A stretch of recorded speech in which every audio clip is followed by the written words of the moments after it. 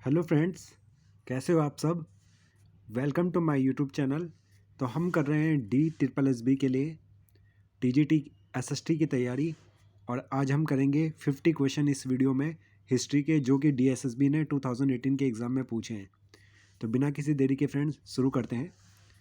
तो कांग्रेस के किस अधिवेशन में पूर्ण स्वराज एवं पूर्ण स्वतंत्रता की मांग की गई है।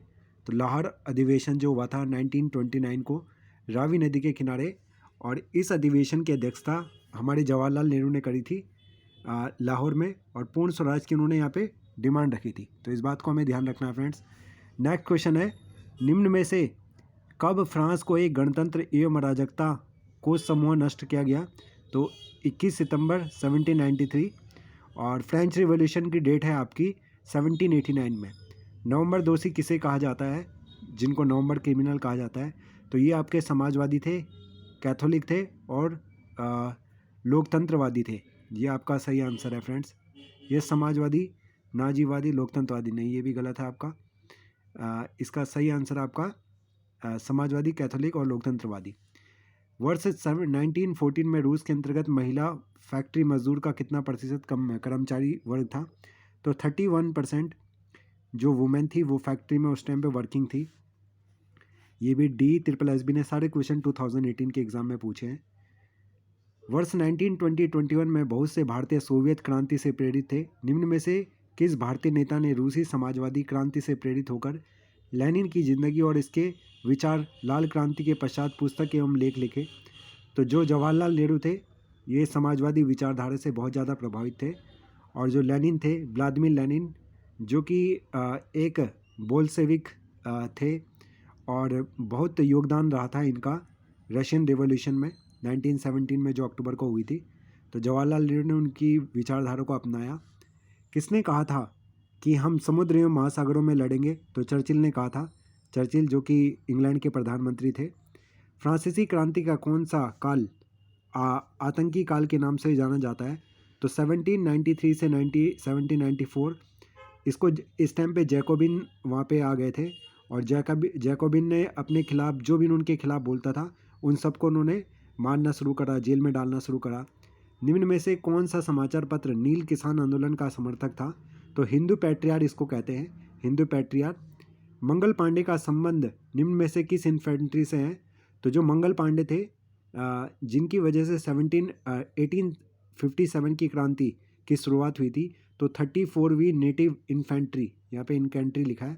तो इन्फेंट्री जो कि बंगाल की एक रेजिमेंट थी, वहाँ से ये संबंध रखते थे मंगल पांडे। तो हमें ध्यान रखना है। किस चार्टर एक्ट के माध्यम से ब्रिटिश भारत में ईसाइयों के प्रचार प्रसार की अनुमति प्राप्त हुई। तो चार्टर एक्ट 1813, जो कि बहुत इंपॉर्टेंट है, चार्टर एक्ट 1813। अगला है, नाना साहब निम्न में से किस पेशवा के दत्तक पुत्र थे। तो पेशवा बालाजी बाजीराव द्वितीय के ये दत्तक पुत्र थे। दत्तक पुत्र का मतलब होता है जो खुद की संतान नहीं होती, बल्कि ये किसी दूसरे से ली होती है, मुंह बोली संतान जो होती है, उसको हम दत्तक पुत्र कहते हैं। निम्न में से किसने नेहरू रिपोर्ट पर हस्ताक्षर नहीं करे थे। तो वो खुद स्वयं जवाहरलाल नेहरू थे। नेहरू रिपोर्ट। किस वर्ष अभिनव भारत का संगठन किया गया। तो 1904 में। सारे क्वेश्चन DSSB ने 2018 में पूछे हैं। ये 1904 में अभिनव भारत का संगठन किया था। और 1905 में फ्रेंड्स आपको पता है क्या हुआ था, बंगाल का विभाजन हुआ था, आपको पता होगा 1905 में। महात्मा गांधी का राजनीतिक गुरु कौन है। गोपाल कृष्ण गोखले महात्मा गांधी के पॉलिटिकल फादर हैं, और इन्होंने ही महात्मा गांधी को 1915 में सलाह दी थी, जब गांधी जी 9 जनवरी को भारत आए थे, कि आप पहले भारत का भ्रमण करो और भारत के बारे में जानो। 1792 में फ्रांस का किस देश के साथ युद्ध हुआ था। तो फ्रांस का ऑस्ट्रिया के साथ युद्ध हुआ था। ठीक है फ्रेंड्स, आपको ध्यान रखना है। बाल गंगाधर तिलक द्वारा आरंभ किया गया मराठा समाचार पत्र निम्न में से किस भाषा में था। तो ये अंग्रेजी भाषा में था। बाल गंगाधर तिलक, जिनको लोकमान्य तिलक भी कहते हैं, और हमारे स्वाधीनता संग्राम में इनका बहुत बड़ा योगदान रहा है। और इन्होंने एक इन्होंने बोला था कि इन्होंने कहा था कि स्वतंत्रता मेरा जन्मसिद्ध अधिकार है। Freedom is my birthhood right and I shall have it. मैं इसको लेके रहूँगा। तो बाल गंगाधर तिलक, लोकमान्य तिलक, और इन्होंने ही महाराष्ट्र में और भारत में लोगों को बताया कि हमें राष्ट्रीयता के लिए शिवाजी उत्सव और गणेश चतुर्थी जैसे त्योहारों को मनाना चाहिए, ताकि हम लोगों में नेशनलिज्म की फीलिंग आए। निम्न में से वह कौन सा भारतीय है जिसने उत्तरी अमेरिका में पहली बार फ्री हिंदुस्तान समाचार पत्र का आरंभ किया? तो तारकनाथ दास। बहुत इंपॉर्टेंट है, तारकनाथ दास उत्तरी अमेरिका में। निम्न में से कौन सा सही सुमेलित नहीं है? लक्ष्मीबाई झांसी से थी, तांत्या टोपे ग्वालियर से थे, नाना साहिब कानपुर से, कुंवर सिंह लखनऊ लिखा है जबकि ये बिहार से थे, कुंवर सिंह। तो ये दे रखा है, ये व्यक्तियों के नाम है और ये उनका स्थान है 1857 की क्रांति के। निम्न में से किस युद्ध में हिटलर को रूस से हार हुई थी? तो स्टालिनग्राद का युद्ध था। स्टालिनग्राद आपके कहाँ पे? ये रशिया में है। आर्क ड्यूक क्रेंज फ्रॉन्डेनेंट की हत्या निम्नलिखित में से किस तिथि को हुई थी? 28 जून 1914 को। ये ऑस्ट्रिया के राजकुमार थे। इसी के बाद प्रथम विश्व युद्ध की शुरुआत हुई थी। कैबिनेट मिशन के में कितने सदस्य थे? 3 सदस्य थे कैबिनेट मिशन में। आप कमेंट करके बताइए कि कैबिनेट मिशन भारत कब आया था, और इसी कैबिनेट मिशन के आधार पर भारत को स्वतंत्रता प्राप्त हुई थी।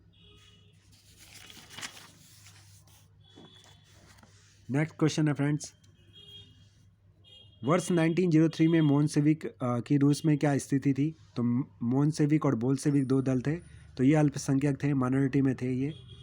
कर्मचारी संगठन आपके पास खोने के लिए कुछ नहीं बल्कि श्रृंखला बनाने के लिए बहुत कुछ है, यह कार्ल मार्क्स का कथन है। कार्ल मार्क्स, जिनके बारे में आप जानते हैं। वॉल्टेयर, जिन्होंने अपनी डेमोक्रेसी के बारे में लिखा है कि लेजिस्लेटिव और तुम्हारी जुडिशरी और एग्जीक्यूटिव के बीच में पावर शेयरिंग होनी चाहिए।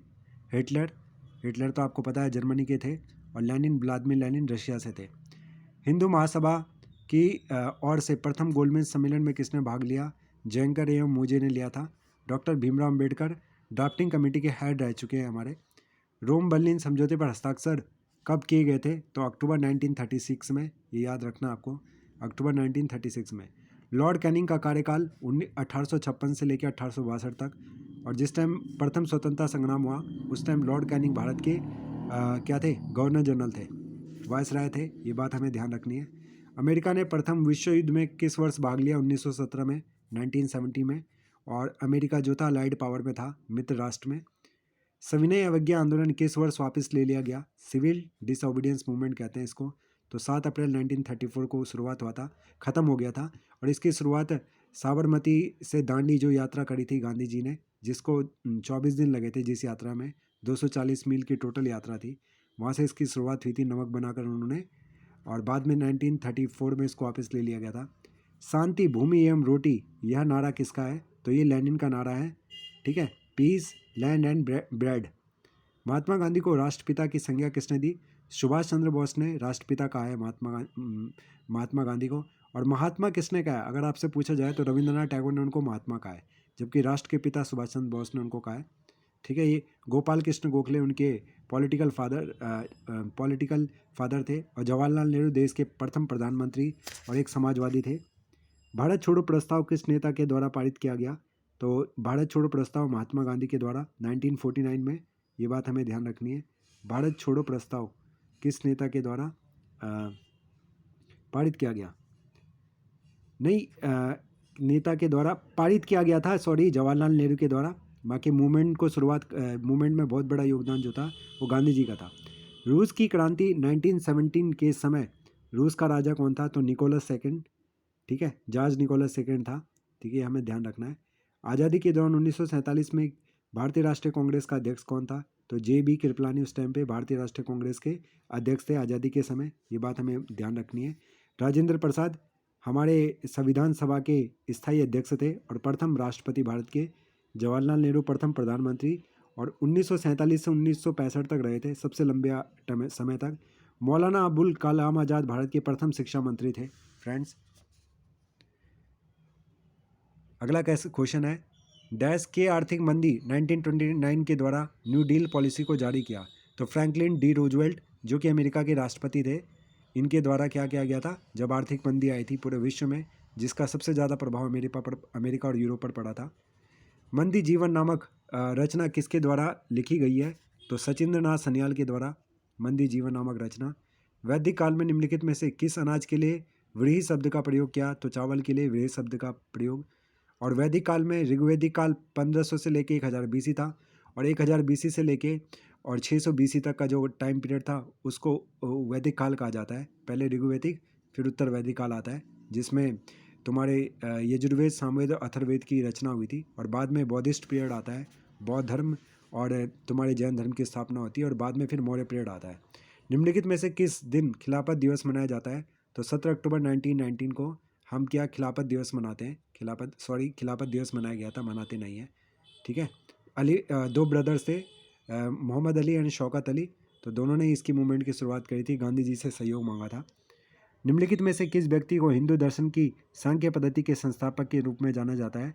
तो कपिल ऋषि थे ये। पतंजलि ने योगा बुक लिखी है जो योग के ऊपर है। कपिल ऋषि का हिंदू दर्शन शास्त्र है। ठीक है, आगे हम देखते हैं।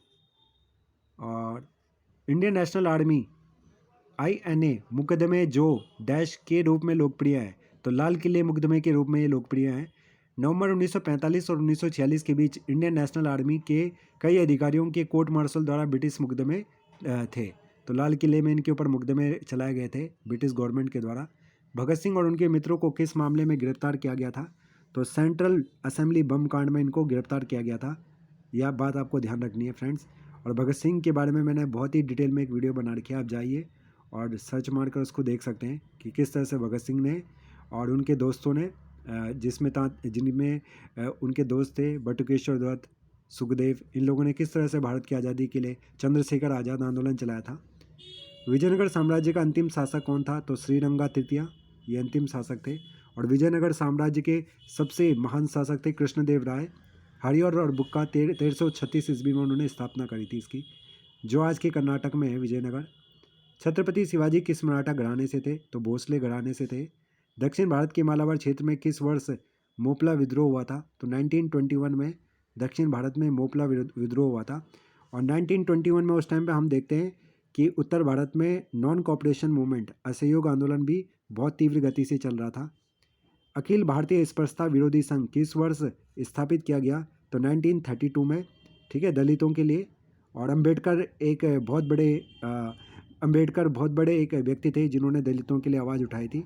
ठीक है, 1932 में। फिर पूना पैक्ट होता है दोनों के बीच में, गांधी जी और किसके बीच में? BR अम्बेडकर के बीच में। वह पहला मुगल शासक कौन था जिसने अपने सैन्य विजय अभियान में तुलगुमा रणनीति अपनाई? तो वो बाबर था। और बाबर भारत में 1526 में आया था। इसने इब्राहिम लोदी को हराया था। लोदी वंश को ख़त्म कर यहाँ पे मुगल वंश की स्थापना करी थी बाबर ने। तो 1526 से लेके 1530 तक रहा था। फिर उसके बाद इनका बेटा हुमायूं आया था। 46 नंबर क्वेश्चन है, ब्रिटिश ईस्ट इंडिया कंपनी के परिसमापन और ब्रिटिश क्राउन को उसके कार्यों के हस्तांतरण के लिए कौन सा अधिनियम लाया गया था? तो भारत सरकार अधिनियम 1858। तो फ्रेंड्स, जब हमारे यहाँ पे 1857 का मूवमेंट होता है, प्रथम स्वतंत्रता संग्राम होता है, तो उसके बाद अंग्रेज डर जाते हैं और उसके बाद ये भारत सरकार अधिनियम 1858 लेके आते हैं। इसके बाद जो ईस्ट इंडिया कंपनी के पास पावर थी, उसको सारी की सारी पावर को ख़त्म कर किसमें ब्रिटिश पार्लियामेंट में हस्तांतरण कर दिया जाता है।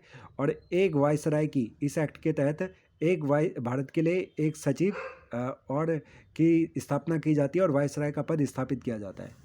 निम्न में से किस स्वतंत्रता सेनानी के खिलाफ केंद्रीय विधानसभा बम मामला 1929 दायर किया गया?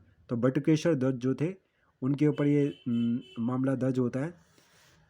कौन से दो व्यक्तियों ने वर्ष 1947-1950 तक किंग जॉर्ज VI के प्रतिनिधि के रूप में भारत के गवर्नर जनरल, तो लॉर्ड माउंटबेटन और राजा गोपालाचारी, ये तो भारत के थे। और ये लॉर्ड माउंटबेटन कौन थे? ये अंग्रेज थे। तो अंतिम गवर्नर जनरल थे भारत के गवर्नर जनरल। और वायसराय का पहले पद होता था, फिर उसको गवर्नर जनरल बना दिया। 1950 में जैसे ही हमारा संविधान बना, हमने इस पद को ख़त्म कर दिया गवर्नर जनरल के। इनके आगे लॉर्ड इसलिए लगता था फ्रेंड्स, क्योंकि अपने को लॉर्ड कहलाना पसंद करते थे। ठीक है, लॉर्ड का शब्द का अर्थ होता है भगवान। निम्न में से कौन सा शब्द स्थान बुद्ध वंश के शाक्यों द्वारा शासित था? तो कपिलवस्तु आप कमेंट करके बताइए कि कौन से राज्य में कपिलवस्तु है। मगध, जो पुराने मौर्य साम्राज्य की स्थापना थी मगध। और मगध बहुत बड़ी राजधानी थी, पाटलिपुत्र, उसको मगध जो आज का पटना है। ठीक है, मगध साम्राज्य की राजधानी पाटलिपुत्र थी और आज का पटना ये वाला सारा इलाका था। और ये एक टाइम पे बहुत ही कैसा था, बहुत ही हम कह सकते हैं कि प्रतिष्ठित साम्राज्य था। यहाँ पे किसी भी चीज़ की कमी नहीं थी। ठीक है, और बहुत शक्तिशाली साम्राज्य था मगध।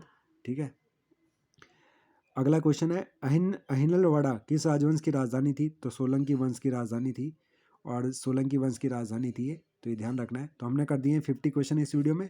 अब नेक्स्ट वीडियो में करेंगे हम 50 क्वेश्चन। तो हिस्ट्री के हम इस तरह से तैयारी करेंगे। तो डेफिनेटली मैं ये उम्मीद करता हूँ, ये आशा करता हूँ कि आपको इस वीडियो से हेल्प हो रही होगी। ठीक है फ्रेंड्स, तो फिर मिलेंगे एक नए वीडियो में। इस वीडियो को आप शेयर कर सकते हो अपने दोस्तों के साथ। और thank you so much, have a good day.